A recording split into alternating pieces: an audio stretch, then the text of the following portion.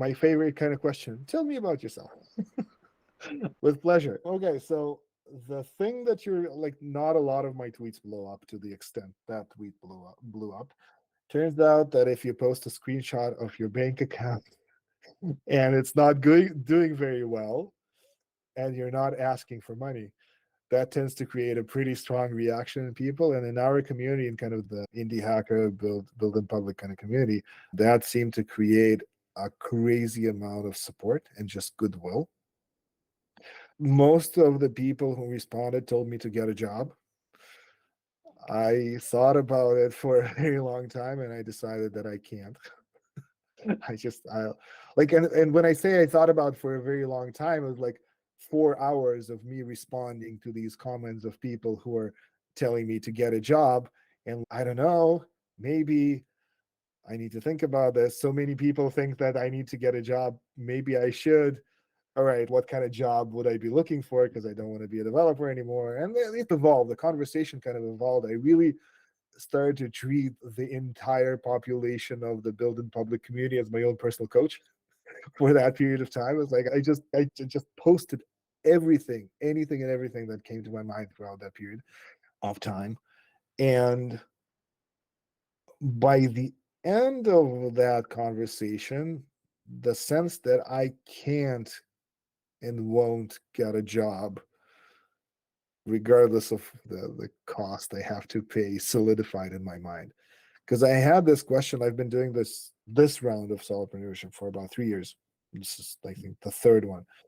And the last job I had was spectacular. It was just the best job I've ever had with the best team. It was in this local, small, beautiful ski town in Canada. It's just everything was super awesome. But they wouldn't let me do anything with write code. Every time I want to do a little bit of sales, I want to do some other things. I have experience in life coaching, I want to do some work with our clients that are more along these lines. And the CEO basically told me, listen, you're getting the highest salary in this company right now. We wouldn't be able to pay you as much if you did anything else but use your highest ability in tech. And we went multiple rounds around this because I felt any job, they put you in a box and then you need to live in that box. And since I'm 43 and I've been coding professionally since I was 14 or 15, I spent a lot of time in that box. I didn't want to be a dev anymore. I didn't even want to be a team lead anymore because I've done that for many years as well. I wanted to make my own decisions. I just really needed to be able to do all of it or none of it. Or if I wake up on a Tuesday and I don't want to work, I wanted to be able to do that and not ask anyone's permission for that. And I still needed a push. I was realizing that I couldn't work anymore, but I still needed the push. And the push came in the form of COVID, which turned a lot of people's lives around. The company I was working for was in the tourism industry, and they needed to let a lot of people go. I was one of the first. But the reason, so I was one of the first because I was being paid more than other people. But the other reason was that our daughter, our second kid, was about to be born, and I was going on paternity leave. So all these things happened at once. I lost my job, COVID happened, lockdowns happened. We had our daughter was born in a completely locked down, empty hospital that was waiting for a wave of COVID patients. And I looked at my wife and this is probably a really bad time to tell you this, but I'm never going back to a job again.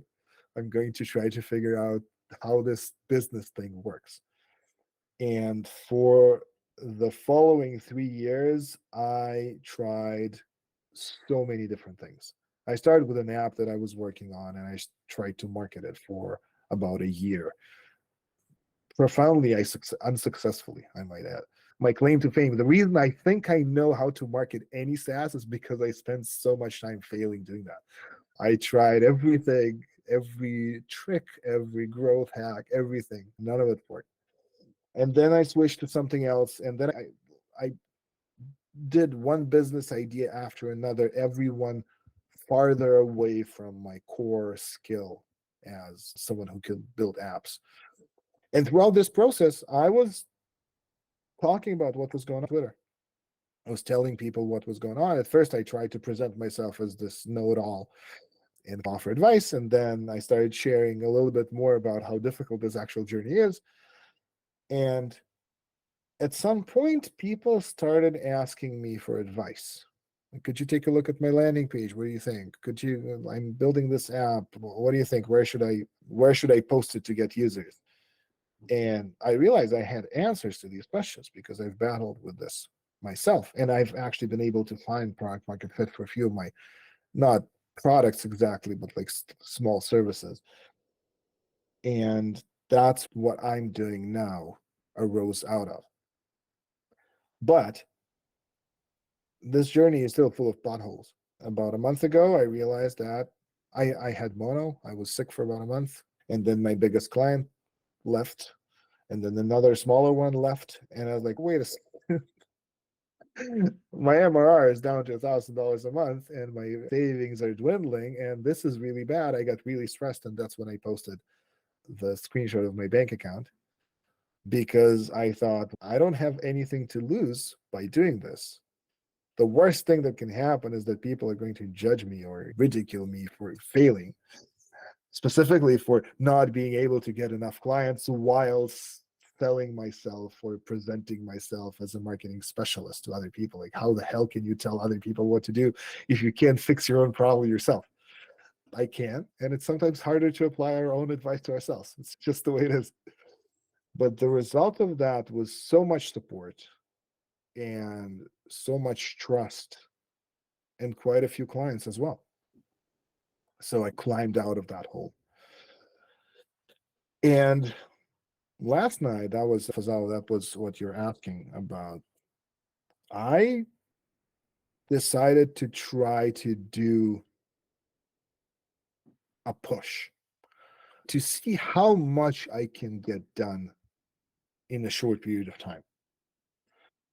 There's this idea from Sun Tzu, the guy who wrote The Art of War, or maybe the guy, do you know that Chinese book, the Chinese strategy book? It's not clear if he wrote the book or if the book was written about him, because every chapter starts with Sun Tzu says. It's a fascinating book. It's very short but very dense. And one of the ideas there is that if you take a round rock and you put it on a flat surface, it doesn't go anywhere. And if you want to move it, you need to push it. But if you put a round rock on a slope and you just nudge it slightly, then it starts to roll on its own and actually gain momentum. So this is a philosophical principle which seems to work really well. You make a decision you can't back out of.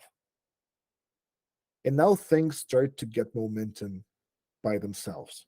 So I started writing this tweet. I'm going to add $1,500 of MRR to my $1,500 to my MR by the end of this week, knowing that there are only 2 days left. That's it. Like, the 2 days. Like, how the hell is that even possible? But I want to see what happens when I do something like that. And then as I was writing it and I was writing my plan out, I'm like, I've wanted to do a webinar or a live stream for a very long time.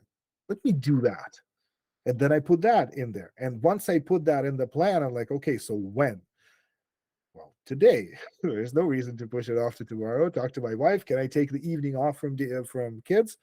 We had a little bit back and forth. You're in a relationship. You always need to negotiate these things. Decided we'd go to the beach for dunk in the lake in the middle. But other than that, I'm free for the entire evening. That's cool. And I post on Twitter, like, there's going to be a webinar 4 hours from now, which to my mind, when I posted it, and even right now, it sounded completely ridiculous. Like, usually you need to plan a webinar or a live stream like a couple of weeks ahead. You do a whole marketing thing where you post every day and slowly collect the kind of people that would come, which I didn't do. I said it's going to be in 4 hours, and then I posted every hour it's going to be in 3 hours, and no one signed up yet. I was really having quite a bit of anxiety about this. Am I going to show up to an empty room and just sit there staring at myself on the screen for an hour? And I had that moment where I decided that's exactly what I was going to do. Like, I wouldn't back out. If I needed to sit in front of a screen by myself for an hour, I would, and I would just come up with some questions, and I would still record the session, and I would answer these questions, and that's just what what I'm doing.